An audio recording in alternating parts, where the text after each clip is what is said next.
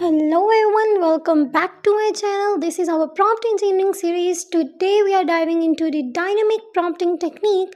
This technique helps you adjust your prompts in real time to get better and more accurate responses from AI.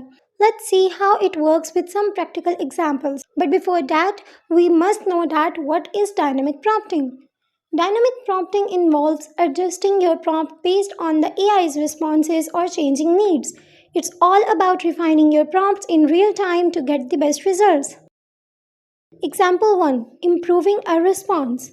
Our initial prompt is, tell me about the benefits of exercise. And this is the generic response of ChatGPT. Let's say you want more detail on how exercise affects mental health specifically. So we can write as, can you expand on how exercise improves mental health, including any specific benefits for reducing anxiety and depression? Adjusting the prompt based on the initial response helps focus the information more precisely on what you are interested in. Okay, so let's move towards example 2, that is refining context.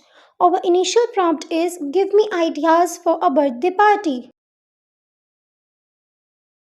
If you realize the ideas are too broad and you want suggestions for a small outdoor party, then you can give a dynamic prompt that is, given that I am planning a small outdoor birthday party, can you provide ideas that are more suited to a cozy, intimate setting?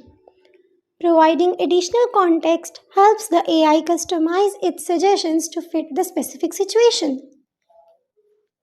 Now, ChatGPT will give us a proper outdoor birthday party ideas.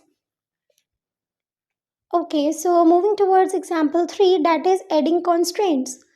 Our initial prompt is, list some popular books for teenagers.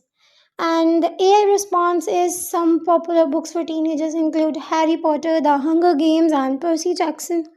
But if you need recommendations that are not fantasy or sci fi, so we can write a dynamic prompt that is, can you suggest popular books for teenagers that are not in the fantasy or sci fi genres?